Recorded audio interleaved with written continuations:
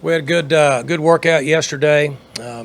Finished up on the Tech game and got started a little bit on TCU and got the guys out a little bit last night. So normal Monday, players are off and coaches are working and trying to get ready to have a good week of practice for the next one.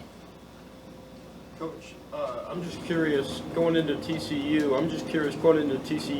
what is your familiarity with Sonny Dykes? None, just from a distance.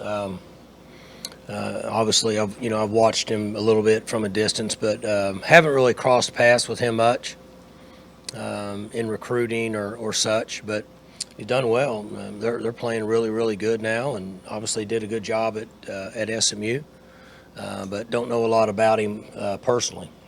Does it help the offensive staff a little bit that you guys have gone against Gillespie the last 2 years and his defenses at TU? It's the same for them, though. He's going to feel like that he's has a good concept of us in his approach, and obviously ours will be the same with him. Personnel could vary here and there. Same defense, same principles in the back end and such. Your secondary as a whole going into obviously what's a pretty big test against a team that's throwing the ball pretty well. Any concerns that you've got at this point in the season? You talking about this game or Your secondary going against TCU? Yes. Well, this team's good on offense. I mean, they're throwing the deep ball really well. The quarterback has come into his own in the last 3 or 4 weeks, and he's experienced now. I think this is his third year, maybe. I know he's been around a while, playing well. They're averaging 6.6 a rush. Their running backs are averaging over 8 yards a carry. And then he's throwing the deep ball really well, and he can run. I don't know that we have maybe 1 or 2 guys on the field on defense that can catch him. I think he's that fast. He's playing good. So we'll have to really have a good game plan. Our guys have to play well, have to be really competitive. They're playing good football right now. How do you feel about your defense going up against a dual threat quarterback like Gundy? We do it. We've done it. From here on out, most of the guys that we play are going to have the ability to run and take off and make a play. This guy's really fast, so it's a little different. I haven't studied the other guys in the league, but we have to do a good job when rushing him in the pass game. Make sure we eliminate some creases. We gave some creases up last Saturday. The quarterback that played against us, we didn't know anything about him, and we found out now he can run around and make plays. We should have contained him a little better, so that'll be a big factor in this game. Make sure we set an edge and contain the quarterback. When he was being recruited before he committed to TCU, Duggan was here at your big night camp, the star type camp, and I remember Mike being really high on him. Do you remember, and did you have any discussion with Mike on his thoughts on Max? I don't remember what year that was now. A while ago. Yeah, Spencer was here with us for maybe a year at that time, and I can't even remember who we were recruiting or what. Might have been Costello back then, but we liked him. He's a good player. His athleticism has been there from the start. I think he's really developed as a thrower now, in my opinion. That's where his games has gone to another level. Talk about the quarterback play in the league. The guy you're about to play is actually a backup. They started somebody else till he got hurt. Guys you played Saturday, who's third team. A lot of teams seem to have a lot of quarterback depth. What's behind that? Well, this guy down here, I don't think he's going to lose his job now. I think he's settled in pretty good for whatever reason, however he got there. There was talk about that happening up at Kansas State, and I haven't seen them play. I watched them play the other night late. They played Saturday night. I saw 10, 15 plays. At one time, they thought he wasn't going to be the guy. I think he's probably settled in now.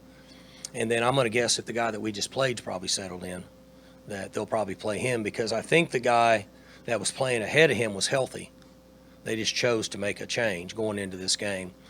And the reason you're seeing more of this is travel baseball forever was bringing in a higher level kid at getting out of high school because they had personal training hitters, personal hitting coaches, personal pitching coaches, all these different things we never got. I mean, we went to high school and played high school ball, and our coach was who was the coach. We didn't have a personal trainer. We didn't have a personal hitting coach or a throwing coach. And now you're seeing these coaches that are getting young players who are 13, 14 years old, and they're training them in footwork and body control and balance and arm slot and doing different things, and they're getting a lot more reps. So when they get to our level, they've had what would be more reps in reading defenses on studying on tape and throws and 7-on-7 stuff than I got when I was finished with my career. And that's the difference, and that's what's happening now. Same thing my boys did to me. Both of them came and said they needed to hire a throwing coach. And I said, well, I've been coaching quarterbacks for a long time. They said, we're looking for a real coach. I mean, a real throwing coach. Seriously, I'm just telling you what both of them did. The middle one did it to me, and the little one, the young one, did it to me just a year ago. And that's what these kids are doing now, and there's guys that specialize in it. You know, Zach Robinson did it for years down here in Dallas and was developing quarterbacks, and then he got hired out here with the Rams. So that's why they're progressing way more faster than we ever did. What about the depth, though? I mean, Well, you know, you're unproven at backup quarterback. Yeah. OU is proven at backup quarterback. They don't have one. Some have it, some don't, and the ones Yeah. that do really seem to be a step ahead. It's hit and miss.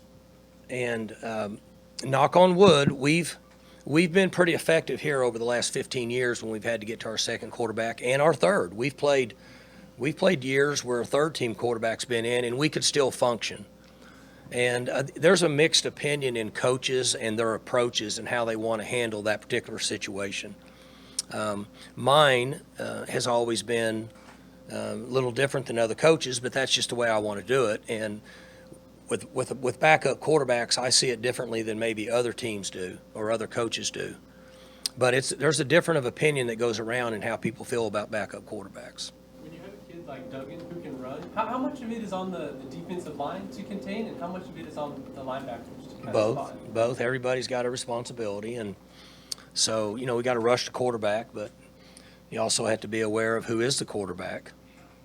And this guy can take off and run, so we have to do a good job of building a wall and netting him up. Try to eliminate creases. Be careful about giving the edge up. And linebackers are involved in some of that at times based on what the calls are. You played quarterback against his dad when he was coaching at Tech, but I can't see where you've ever coached with Sonny Dykes, at least when he's been a head coach. But based on your barometer, he's one of those guys.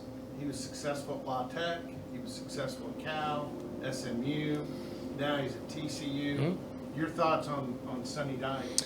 Well, it's what I said earlier, just like his dad.